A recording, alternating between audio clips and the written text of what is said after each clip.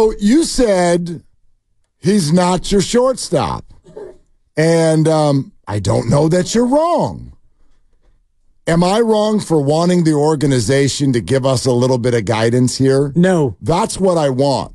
I can't tell you what Marco Luciano is going to be. What I want to know right now is, Giants, what do you want him to be? Look, right now we're having this conversation about, like, do you play the kids? What happens when Nick Ahmed comes back? I find that to actually be not a terribly compelling question. What happens when Nick Ahmed comes back? Right. Does anybody really give a rip? Is anybody in the Bay Area? Call us right now if you're like, Ahmed has got to get his spot back. I can't sleep right now because Nick Ahmed might come back in the next week and a half, and I'm worried that he's not going to get his spot on the left side of the infield. You know the old adage, you can't lose your job due to injury. Sure you can. Yeah, I mean, ask David Lee. Ask Alex Smith. Yeah, very good. We just had him on. But you could ask a billion athletes, but that's the old adage. Oh, you can't lose your spot due to injury.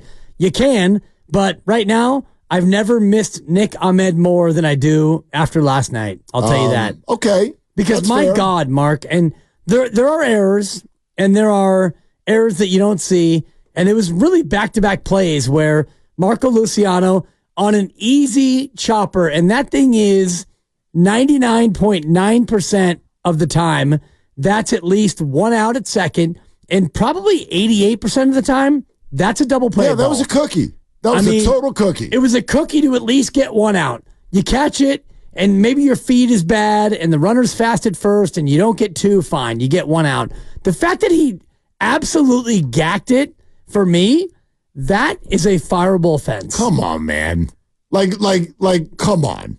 Mark, really? That's a fireable offense. Okay, it's an awful error. So, but really? Is there honestly any one play in any sport where you can do that? Steph Curry throws up an air ball on a wide open three at the buzzer. Or this was worse than that. I mean, Jerry Rice used to drop balls over the middle as a rookie. This was worse than that. The time.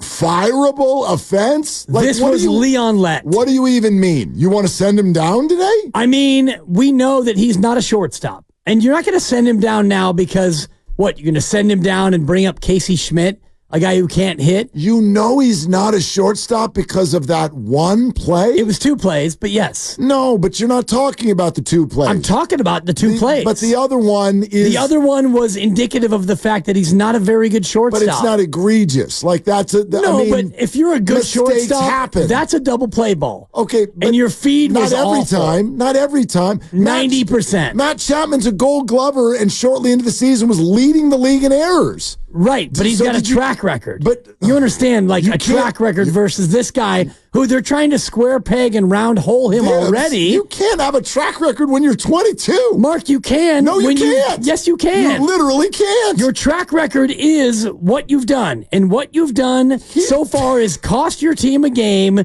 that you were up 6-2. So far his track record is that. He's played like 20 games. How can he have a track record? His track record is what his track record is. There is no track record. He's a pup. His track record is what he's done in the bigs. And what he's done, especially yesterday, it was not one, but it was two plays. It was the double play ball that he absolutely gacked, and then another double play ball where he fed it to the outfield side of second base, and it wasn't turned. It was nuanced. And that's a mistake, and that happens at every level. It was an error and a half, and you lost the game because of him. Fine.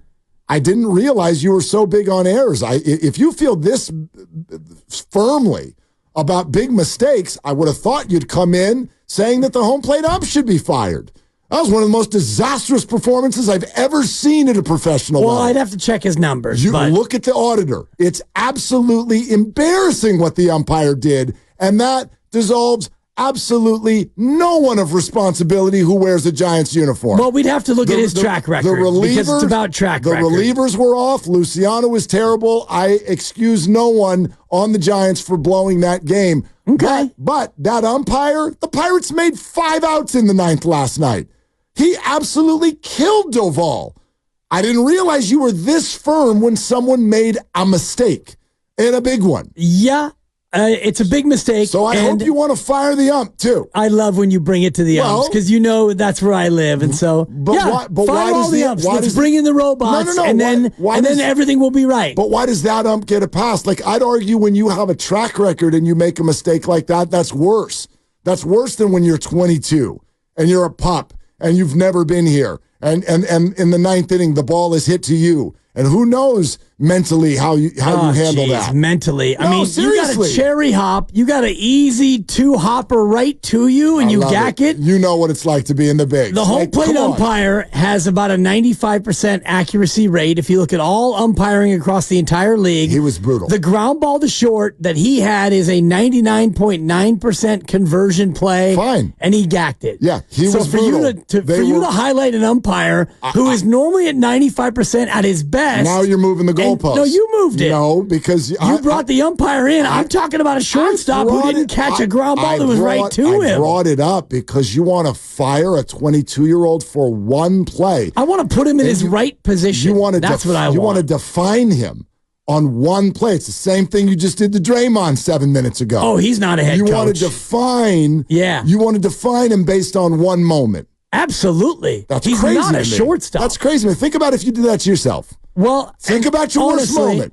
Think about. I've been in this business for 25 years. I'll think about my worst moment. Go ahead. And I look at my track record of 25 years. Thank you. And I can see my worst moments. And how do you feel couple about of them have been with you, and I feel terrible about them. But knowing that I have a track record of 25 years, and knowing that I've done this for 25 years, and knowing that I can do this at this level, again, it's much more allowable. This guy is not a shortstop. Wow. And it's okay to admit it now. They keep trying to cram him into this position. He's not a shortstop. You keep wanting him to have a track record. He can't. He's 22.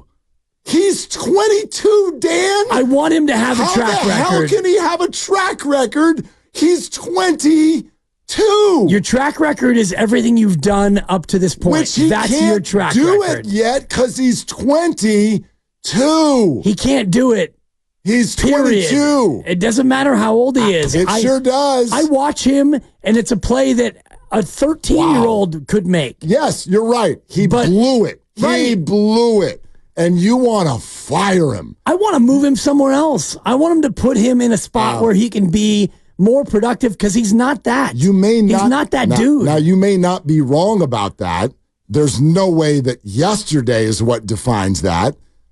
But you may not be wrong about that. And that's the point that I want to make today. The team has got to say something. And I don't mean with a press conference. Nice. Don't call a presser.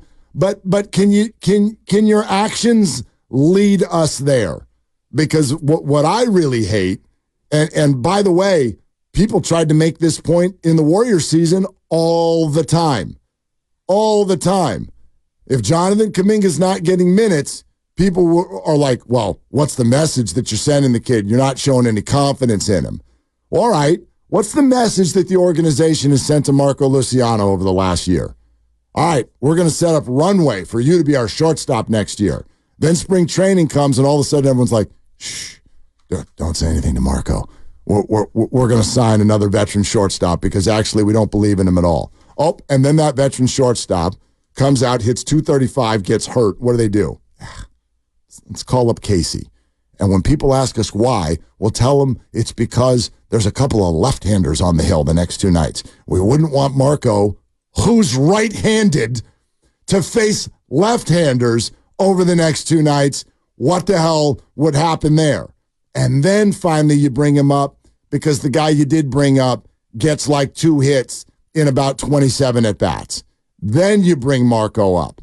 And then the ground ball gets hit to him in a huge moment, and he gaffes the thing, and we got people who want to give up and say he's not a shortstop. I don't know if he's a shortstop, but the Giants have got to decide. They've got to decide. And if they decide that he's a shortstop, then yes, he absolutely deserves a ton of runway, like literally for the rest of the year. Rest of the year. Right, but they won't give him that because they want to win. Because that's why they had Nick Ahmed come in. If they thought that Luciano was the guy, they would have given him the job at the start of the year. Or you would have kept Brandon Crawford, who is not doing anything in St. Louis. You would have done more. If you thought that Luciano was the guy, you would have given him the job and said, you're the guy. But they don't think he's the guy, and now they had no choice but to give him a shot, and now he's showing you that he's not the guy because I'm sure deep down he knows that he's not the guy because he hasn't really gotten a chance to be the guy. If you want to play small sample, if you want to do that, then I'm going to give you the fact that his OPS is 944. We're not talking about hitting. Why not? We're talking about fielding. But hitting is relevant. Left. But put him in left field is my point. Hitting is relevant. Hitting is not relevant to the fact that he's playing defensively at shortstop. But it is, because then we've got to match what he does offensively to what Nick Ahmed does offensively. Well, Nick Ahmed's terrible offensively. Okay, well then I would argue that the errors, if they're worse with Luciano at short, to some degree are offset by what he brings offensively, are they not? O'Neal Cruz was brutal also last night defensively. I don't think on Pittsburgh's Odyssey sports station today anybody's questioning whether or not O'Neal Cruz is allowed to be a shortstop anymore because he rockets line drives to the outfield. He had the two hardest hit balls in the year. On the regular. Night. Yep. Right. So they're like, let's just put up with it for a second. I could argue that Giants fans, at least for a second, we might offer the same to Marco Luciano and his 944 OPS. Yeah. No? You might. I won't. Okay. Because, I mean, you watch him play shortstop, and he's awkward, and he's ineffective, and the error he made combined with a double play he didn't convert, that's what cost you the game. And you can blame the ump, and I know you want to, and it's convenient. No, I don't. You just did. Don't. No. You blame the ump. No, I'm putting you in a spot. You gave Pittsburgh 5 outs, is what you said. Because you are putting somebody else in an unfair spot. I'm not putting him in an unfair spot. I'm looking at the game. You're asking a 22-year-old to have a track record, and it's a silly point. I'm asking the 22-year-old to make a play that 99.9% of shortstops at the professional level would make. Of course. And he didn't make it. And he didn't. So that's it. Let's move on. That's it. Really? I mean, what a weird feeling to have. Honestly, I can't believe what you're saying right now. I can't believe that you are so, ready to defend a guy who many people have already said. We've talked to 3 or 4 experts on this show who've all said, yeah, I don't see him as a shortstop. Right. And now they put him at shortstop, and now you see him, it's like, point. oh my God, this guy's not a shortstop. It's the point. No, it's not. He's not a shortstop. That's not the point. And you can keep putting him out there. He's not a shortstop. And if Farhan thinks he's a shortstop, Farhan, you're wrong. Well, he's not a shortstop. But you're basing that on one play. I'm basing it on what I've seen him at shortstop so far. Which is... He's a little awkward. Which is next to nothing, and a lot of young players in sports are a little awkward when they come out. Right. Jerry Rice was a little awkward. Kobe Bryant, rookie year. Again, you're comparing awkward. Luciano to 2 of the greatest athletes in American history. I'm using great athletes to explain to you that rookies look awkward. Peyton Manning led the league in interceptions as a rookie. Right. I can't believe that at 22... I can't believe you're comparing him to those 3. I'm not, and you know that if you'd listen to what I'm saying. I'm listening, brother. Why would I give you an example of someone who ended up sucking? That doesn't make any sense. The examples are good players to show you that yesterday does not mean Marco stinks. My issue is the organization has failed to even decide what he is. Right.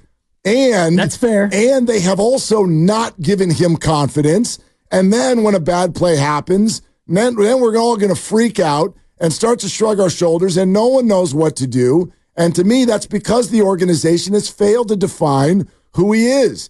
If they tell us he's a shortstop, fine. Terrible play. Let's see what happens in the next game, because there's runway there. But because they've been tiptoeing through this whole thing, honestly, I think that's what leads to an opinion like yours, because you're not sure if they're sure. And then when you see a play like that, it accentuates it. That's my feeling. Yep. My feeling is that they're sure that he's a shortstop. They've never played him anywhere but shortstop. Then why didn't they give him the gig at the beginning of the year?